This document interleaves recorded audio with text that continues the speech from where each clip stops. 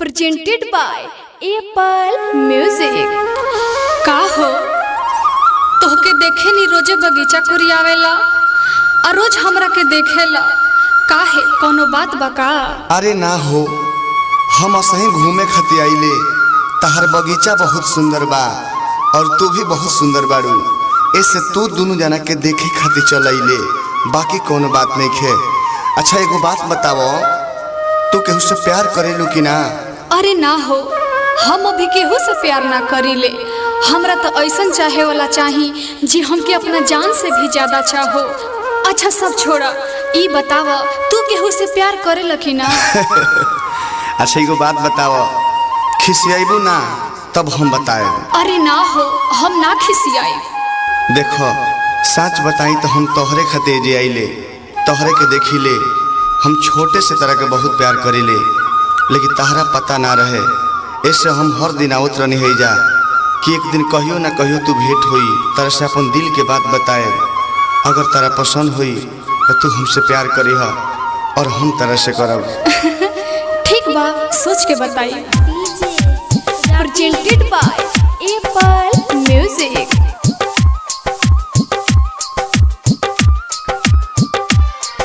सोना नहीं सोना के हार चाहिए,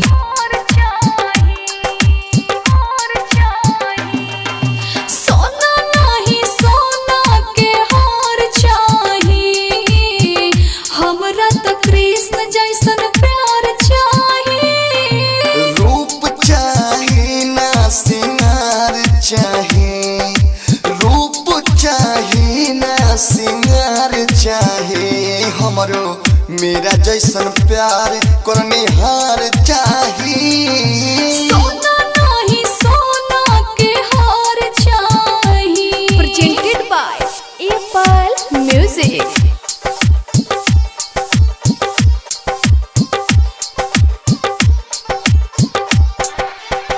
बालाजी रिकॉर्डिंग स्टूडियो जादवपुर।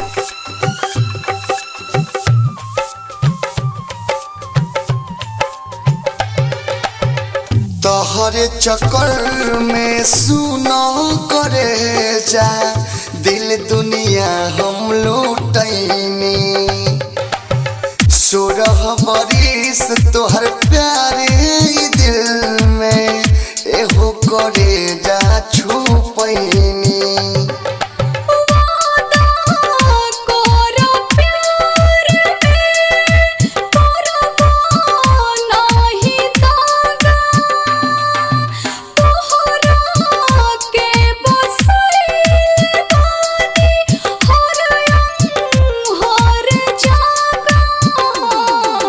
जिंदगी बदल दे ऐसन दिलदार चाहिए, जिंदगी बदल दे ऐसन दिलदार चाहिए। हमरो मेरा जैसन प्यार करने हार चाहिए। सोना नहीं सोना के हार चाहिए।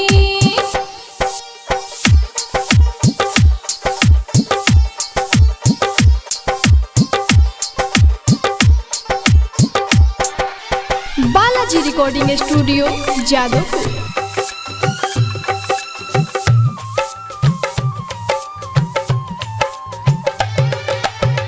तोहर फोटो रखले हो बानी दिलवा के अपना अंदर।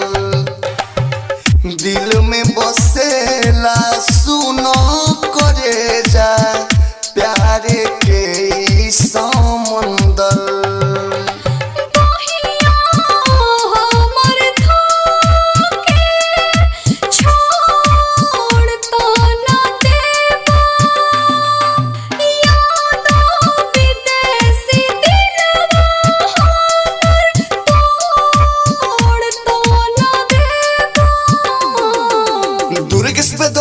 जैसन लिखनिहार चाहे, दुर्ग दीवाना जैसन लिखनिहार चाहे। हमरो मेरा जैसन प्यार करने हार चाहिए। सोना नहीं सोना के हार चाहिए। presented by Apple Music।